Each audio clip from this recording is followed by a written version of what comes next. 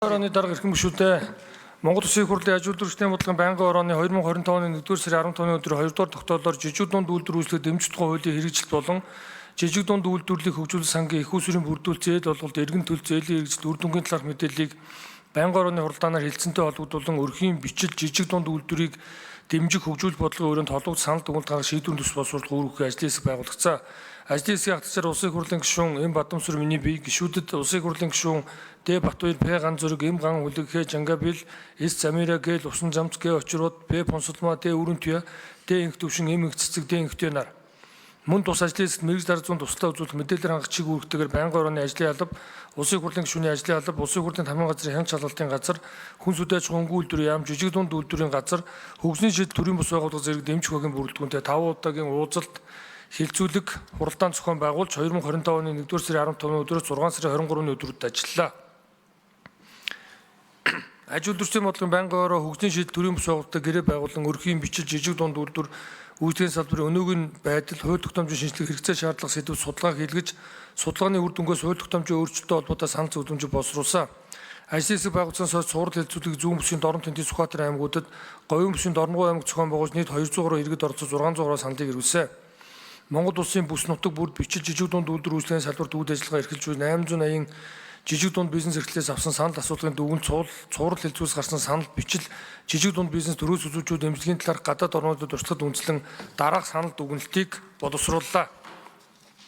Ажлын үсгийн танилцуулга санал дүгнэлт шийдвэрийн төслийг Монгол Улсын их хурлын тухай хуулийн 22 дугаар зүйлийн 22-ын 3-13 дахь заалт Монгол Улсын их хурлын хэн шалгалтын тухай хуулийн 9-р зүйлийн 9-5 дахь хэсэг заасны дагуу бэлтгэн танилцуулж байна. 1. Жижиг дунд үйлдвэрийн газрын харьяалалд бүтэц зохион байгуулалтын өөрчлөлт. 1. Жижиг дунд үйлдвэр үйлчлэгийг дэмжих болон хөдөлмөр эрхлэлийн нэмэгдүүлэх чиглэлээр үйл ажиллагаа явуулдаг төрийн байгууллагуудын уялдаа холбоог сайтар хангах. 1.2. Одоогийн жижиг дунд үйлдвэрлэлийг хөгжүүлэх сангийн үйл ажиллагааг бичил бизнесийг дэмжих сан болгох. Харин жижиг дунд үйлдвэр үйлчлэгийн дэмжих зорилгоор санхүүгийн корпорац байгуулж менежментийг сайжруулах. 1.3. Аймаг орон нутаг жижиг дунд үйлдвэр үйлчлэгийг дэмжих бүтцийг оновчтой болгон аймгийн хүн сүдээчин газрыг хүн сүдээчгүй жижиг дунд үйлдвэр үйлчлэгийн газар болгон бүтцийн өөрчлөлтийг мөн жижиг дунд үйлдвэр үйлчлэгийг дэмжих төвүүдийг орон нутгийн онцлогт нийцсэн төв болгон зохион байгуулах. 2. Жижиг дунд үйлдвэрлэлийг хөгжүүлэх сангийн зээлийн хүртээмж их усүр хэмжээ эрх зүйн орчны шинжилэл хийх. 2.1. Жижиг дунд үйлдвэрлэлийг хөгжүүлэх сан зээлийн батлан даалтын санд улсын төсөв үндэсний баялагын сангийн хөгжлийн сан орон нутгийн хөгжлийн сангаас хөрөнгө санхүүжилтийн их усүр хуваарлах тогтмол нэмэгдүүлэх талаар эрх зүйн зохицуултыг бүрдүүлэх. 2.2. Гадаадын хөнгөлөлтөө зээл тусламжийн хөрөнгийн тодорхой хувийг жижиг дунд үйлдвэр үйлчлэгийн салбарт санхүүж толгойд чиглүүлэх. 3. Бага хүүтэй урт хугацаатай зээлийн хүртээмж олголтыг нэмэгдүүлэх. 3.1. Бүс нутгийн болон салбарын онцлогт нийцүүлсэн зээлийн хөтөлбөрүүдийг боловсруулах. 3.2. Жижиг дунд үйлдвэр үйлчлэгийн эрхлэгчид олгох үйл хөдлөх хөрөнгө тонгод хөрөмжийн хөрөнгө оруулалтын зээлийг 10 жилээс доошгүй хугацаатай, эргэлтийн өрнгийн хөнгөлөлтөө зээлийг 5 жилээс доошгүй хугацаатай олгох. 3.3. Лизинг хөрөнгө оруулалт бичил зээлийн багц зэрэг санхүүгийн бүтээгдэхүүнийг төрөлжүүлж олон хувилбартай зээлийн бүтээгдэхүүн гаргах. 3.4. Жижиг дунд үйлдвэрийг хөгжүүлэх сангийн зарцуулалтын тодорхой хувийг гадаадаас эх орондоо иргэн ирж гарааны бизнес эхлүүлж байгаа бизнес эрхлэгч болон нийслэлээс орон нутагт шилжиж гарааны бизнес эхлүүлж байгаа бизнес эрхлэгч олгох зохицуултыг бий болгох. 3.5.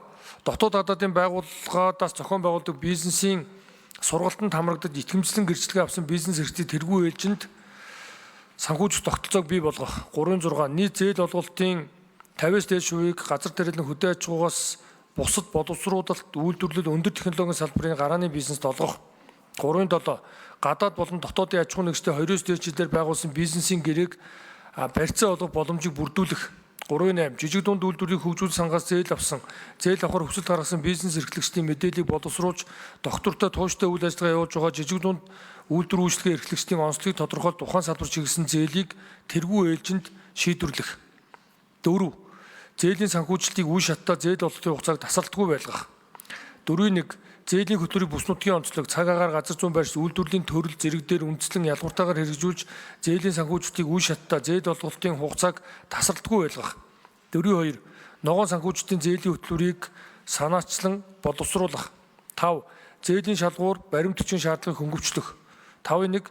Жижиг дунд бизнесийн онцлог тохирсон зээлийн шалгуур үзүүлэлт баримт хүчний шаардлагыг ялгаатай боловсруулах. 6. Жижиг дунд үйлдвэр үйлчлэгийг дэмжих төвийн хүртээмж менежментийг сайжруулах. 6.1. Жижиг дунд үйлдвэр үүсгэх дэмжих төвийг аймаг дүүргүүд байгуулах эрх зүйн зохицуултыг бүрдүүлэх. 6.2. Жижиг дунд үйлдвэр үүсгэх дэмжих төвийн үйл ажиллагааг төр хувьж төрийн бус байгууллагаар гүйцэтгүүлэх эрх зүйн орчныг бий болгох. 6.3. Жижиг дунд үйлдвэр үүсгэх дэмжих төвийн үйл ажиллагааны зардлыг улсын болон орон нутгийн төсөвт тусгах. 6.4. Дэмжих төвийн барилгыг иргэд аж ахуй нэгжид нээлттэй болгож хамтын офс хэлбэрээр ашиглах боломжийг бүрдүүлэх. 7. Ажлын байрны түрээс худалдаа авалт чиглэсэн дэмжлэг. 7-1. Ажлын байрны түрээсийн төлбөрийн тогтвортой байдлыг хангах, гэнэтийн болон үндэслэгүй үнийн өсөлтөд түрээсдэгчийг хамгаалах эрх зүйн зохицуултыг боловсруулж хэрэгжүүлэх. 7.2. Төрийн болон орон нутгийн өмчийг ашиглахгүй байгаа барилга боломжийг жижиг дунд үйлдвэр үүсгэхээр эрхлэлцээс ашиглуулах хөнгөлөлтөө нөхцлөөр түрээслүүлэх эрх зүйн зохицуултыг бий болгох. 7.3. Газар бодлогын хотц зургийн газрын хөгжлийн ерөнхий төлөвлөгөөний дагуу ил тод нээлттэй зохион байгуулалт арга хэмжээг авч хэрэгжүүлэх. 8. Ажлын хүчний хомсдолыг бууруулж чадварлаг хүний нөөцийг бүрдүүлэх чиглэлээр. 8.1. Хөдөлмөр эрхтлийн асуудал эрхэлсэн төрийн захиргааны байгууллага жижиг дунд үйлдвэрлэлийн асуудал хариуцсан төрийн захиргааны байгууллага хоорондын уялдаа хамтын ажиллагааг сайжруулах. 8.2. Боловсролын асуудал эрхэлсэн төрийн захиргааны байгууллага мэргэжлийн сургалт үйлдвэрийн төвүүд болон жижиг дунд үйлдвэр үүсгэний салбар хоорондын хамтын ажиллагааг бэхжүүлэх, сургалтын хөтөлбөрийг бизнесийн хэрэгцээнд нийцүүлэх. 9. Борлуулалтын суугийг нэмэгдүүлэх чиглэлээр. 9.1. Уул уурхай болон боловсруулах үйлдвэрлэлийн томоохон компаниуд үйлдвэр технологийн паркын ханган нийлүүлэлтийн сүлжээнд түшиглэн тэдгээрийн түүхийд хэрэгцээд бүтээгдэхүүнийг хангах чиглэлээр жижиг дунд үйлдвэр үүсгэх эрхлэлцээс худалдаа авалтыг эрх зүйн зохицуултыг хийх. 9.2. Жижиг дунд үйлдвэр үүсгэх эрхлэлцээс худалдаа авалт хийсэн тохиолдолд худалдаа авагч талд татврын хөнгөлөлт үзүүлэх зохицуултыг бий болгож жижиг дунд үйлдвэр үүсгэхийн салбарыг шууд тусаар дэмжих бодлого хэрэгжүүлэх. 9.3. Жижиг дунд үйлдвэр үүсгэний логистикийн төв тээвэрлэлтийн дэд бүтцийг кластер хэлбэрээр бүрчлэн хөгжүүлэх. 9.4. Сүлжээ дэлгүүр худалдаа авалтын шимтгэл зэрэг дотоодын зах зээлийн дарамтыг бууруулах бодлогыг хэрэгжүүлэх. 9.5. Экспортыг дэмжих хүрээнд борлуулалтын нэгдсэн сувг бий болгох, гадаадуудын үзэсгэлэн худалдаа зохион байгуулах ажлыг эрчимжүүлэх. 10. Дотоодын үйлдвэрлэлийг хамгаалах импортыг зохицуулах чиглэлээр. 11. Их хэмжээгээр импортж байгаа дотоодод үйлдвэрлэх боломжтой бараа бүтээгдэхүүн нэр төрлийн жагсаалтыг гаргаж тэдгээрт тусгаасан бодлого хэрэгжүүлэх. 12. Жагсаалтанд орсон бараа бүтээгдэхүүнд импортын зохистой квот тогтоож татврын зохицуулалтаар дамжуулан үндэсний үйлдвэрлэгчдийг хамгаалах. 11. Гарааны бизнес эрхлэгчдэд чиглэсэн оновчтой татврын дэмжлэг үзүүлэх чиглэлээр. Гарааны бизнес эрхлэгчид татврын бодлогоор дэмжлэг үзүүлэх. Жишээлбэл бизнесийн эхний 1-3 жилд ашигт ажиллагаа тогтворж байгаагүй үед хувь хүний орлогын албантар болон аж ахуй нэгжийн орлогын албантарт шаталтай хөнгөлөлт үзүүлэх эхний жил 100, хоёр дахь жил 50% гэх мэтээр. 11.2. Нэмэгдсэн үртгийн албантар төлөгч болох босхийг нэмэгдүүлэх, үүнийг хэрэгжүүлэхдээ татврын ачааллыг шударгаар хуваарлах асуудлыг анхаарах. 11.3. Гарааны бизнес эрхлэгчид зориулсан нийгмийн даатгалын шимтгэлийн хөнгөлөлт үзүүлэх. 12. Бие даасан дэд үтсэн шийдэл инновацийн дэмжлэгийн чиглэлээр. 12.1. Жижиг дунд үйлдвэр үйлчлэгийг эрхлэгч өөрийн хэрэгцээг хангах зорилгоор дэд үтсийн болон сэргээх төрчин хүчний жижиг их усүр тоон төхөөрөмж худалдаа авах зориулсан хөнгөлөлтөө зээлийн бодлого боловсруул зээлийн бүтээгдэхүүнийг нэвтрүүлэх. 12.2. Жижиг дунд үйлдвэр үйлчлэгийн эрхлэгчдийг нэгдсэн дэд үтсээр хангах зорилгоор орон нутгийг хөгжүүлэх сангуудын хөрөнгөөр сум тусвар жижиг дэд үтсийн төвлөрөл үхий төвийг бий болгох бодлого хэрэгжүүлэх. 12.3. Жижиг дунд үйлдвэр үйлчлэгийн эрхлэгчдэд эрчим хүчний үйлдвэрлэгч болох бололцоог нээж ногоон санхүүжилтийн хөтөлбөрт хамруулах. 13. Нэмэлт асуудал. Жижиг дунд үйлдвэр үйлдвэрлэлийн эрхлэгчдийн татврын тайлан борлуулалтын хэмжээнд үндэслэн үйл ажиллагааны доод хязгаарыг тогтоож жижиг дунд үйлдвэр үйлчлэгээ эрхлэгчийн статустай холбогдох хөнгөлөлт урамшуул зорилтод бүлэгт чиглүүлэх боломжийг бүрдүүлэх. 13.2. Жижиг дунд үйлдвэр үйлчлэгийн салбарын нэг удаагийн болон цагаар ажиллагч ажилтнуудад зориулан нийгмийн даатгалын шимтгэлийн уян хатан нөхцөл хөнгөлөлтөө шимтгэлийн зохицуултыг бий болгож хөдөлмөр эрхлэлийн боломжийг өргөжүүлэх. Бүсчилсэн цуврал хэлцүүлэг бичиж жижиг дунд үйлдвэр үйлчлэгийн эрхлэлтээс авсан санал асуулгын үр дүнгээс дүгнэхэд тус салбарын хөгжлийг дэмжих зохиц бодлого, хуулийн зохицуулалт хангалтгүй. Жижиг дунд үйлдвэрийн газрын харьяалал бүтцийн уялдаа сул, жижиг дунд үйлдвэрийн хөгжүүл сангийн санхүүжилтийн хүртээмж нэм бага, зээлийн их усүр нэн хангалтгүй, зээлийн хугацаа хэд богино, барьцаа өрнгийн шаардлага өндөр, татвар нийгмийн даатгалын дарамт, бизнесийн зөвд хүчтэй үзүүлэх, дэмжих төвүүдийн хүртээмж, менежмент хангалтгүй, ур чадвартай ажлын хүчний хомсдол зэрэг олон асуудлууд тулгарч байна. Эдгээр нөхцөл байдлыг харгалзан жижиг дунд үйлдвэр үйлчлэгээ дэмжих тухай хуульд шинжилэл, бодлогын зохицуулалт зайлшгүй шаардлагатай гэж ажлын хэсэг дүгнэж байна. Байнгын орны дарга эрхэм гишүүдээ өрхийн бичиж жижиг дунд үйлдвэрийг дэмжих хөгжүүлэлт бодлогын хүрээнд холбогдох санал дүгнэлт гаргах шийдвэрийн төсөл боловсруулах үүрэг бүхий ажлын хэсгийн санал дүгнэлт болон байнгын орны тогтоолын төслийг хэлэлцэн шийдвэрлэж өгөхийг та бүхнээс хүсье. Анхаарал хандуулсанд баярлалаа. Ажлын хэсгийн ахлагч улсын хурлын гишүүн Эм Бадамсүрэн, ажлын хэсгийн гишүүн Д Батбаяр, ажлын хэсгийн гишүүн П Ганзүрэг, ажлын хэсгийн гишүүн Эм Ган Хүлэг, Х Жангапил, С Замира, Г Лувсан Замц, Г Очрууд, П Пунсалма, Д Үрэнтуя, Д Инхтүшин, Эм Инхцэцэг, Д Инхтуя. Баярлалаа.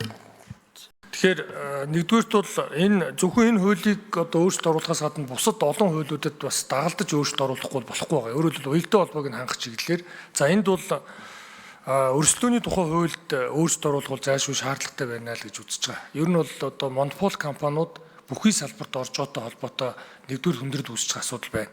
За хоёрдугаарт төрийн худалдаа авалтаар дэмжих бодлого гэж байгаа боловч энэ маань хууль эрх зүйн орчны шинжилт болон за энэ дээр одоо тэр үүрэг хүлээж байгаа субъектүүдийн хувьд бол онцгой одоо зохицуулт хийх шаардлага байгаа. Гуравдугаарт нь орон нутагт үйл ажиллагаа явуулж байгаа энэ төрийн одоо нийтийн өмч болох газрын хэвлийн баялаг буюу уул уурхаан одоо баялагийг одоо олборлож энийг одоо ашиглаж байгаа энэ компаниуд орон нутгийн жижиг дунд үйлдвэрлэлийг дэмжих ийм одоо хуулийн зохицуулт хэрэгтэй байгаа. Өөрөөр хэлбэл ил тод худалдаа авалтаа зарладаг энэний тодорхой хувь нь орон нутгийн жижиг дунд үйлдвэрлэгчдийг дэмждэг гэдэг ийм одоо бодлогын зохицуулт. За мөн аж үйлдвэрийн паркийн манай уянга гишүүний одоо ахалсан энэ одоо ажлын хэсгийн зүгээс бол энэ зүйл дээр одоо хилцүүд хийхэд бас гарсан. Тэгэхээр аж үйлдвэрийн паркуудыг бас жижиг дунд үйлдвэрлэлийг дэмжих юм томоохон нэг одоо бодлого олгож ингэж уялдуулах одоо ийм одоо чухал шаардлага байгаа. За дээр нь бас нэг хамгийн чухал зүйл нь одоо нарилжийн тухай хууль гэдэг өргөн баригдсан байгаа. Ер нь бол худалдааны чиглэлээр зохицуулт байхгүй байгаа. Өөрөөр хэлбэл томоохон одоо сүлжээ дэлгүүрүүдэд нийслэл тэгэхэд одоо борлуулалт хийхээр тэр борлуулсан бүтээгдэхүүний төлбөрийг 6 сарын дараа одоо аваач гэдэг юм уу. Өөрөөр хэлбэл одоо хүнсний болон бусад энэ жижиг дунд үйлдвэрлэлд том зах зээл таны хэлээд байгаа нөгөө нийслэл том зах зээл бараа бүтээгдэхүүн борлуулах гэхээр хууль байхгүй учраас энэ нэг томоохон хүндрэл учирчаад байгаа. За дээр нь бас нэг чухал зүйл нь импортоор оруулж ирж байгаа одоо буюу одоо дотооддоо үйлдвэрлэх боломжтой бараа бүтээгдэхүүний одоо бүтэн одоо ийм чагсаалтыг гаргаж энэ дээр судалгаа дүгнэлт хийгээд яг алийг нь дотооддоо үйлдвэрлэх боломжтой байна гэдэг энэ чиглэл рүү томоохон ийм одоо цогц судалгаа томоохон бодлого хэрэгжүүлэх зайлшгүй шаардлага байгаа гэж үзэж байгаа. За дараагийнх нь бол энэ одоо ялангуяа одоо энэ ногоон одоо санхүүжилттэй холбоотой орчин үеийн одоо техник технологитой холбоотой энэ зүйлүүд дээр түлхүү одоо зээл болгоё. Өөрөөр хэлбэл одоо одоогоос 10 20 жилийн өмнө байсан одоо тэр одоо зах зээл маань үндсэндээ өнөөдөр бол арай өөр одоо технологи руу шилжчихсэн байгаа. Тэгээ энэтэй холбоотой ингэж бас өөрчлөлтийг шаардлагатай байна гэх. Тэгээд дүгнж хэлэх юм бол бүхэлд нь зээл олголтын бодлогоо нэгдүгээрт бол хугацааг нь уртуулгаж энийг бол одоо өрсөлдөх чадвартай болохгүй бол 3-5 жилийн хугацаатай олгочоор үйл хөдлөх хөрөнгө оруулах чадахгүй, тонгод хөрөмж авч чадахгүй учраас нөгөө технологи нэвтрүүлж чадахгүй байгаа.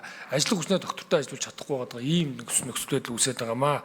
Тэгэхээр энэ чиглэлээр бол цаашид хуулийн төслийг өргөн барихтай энэ зохицуултуудыг тусгахаар ингэж одоо төлөвлөж байгаа. Баярлалаа.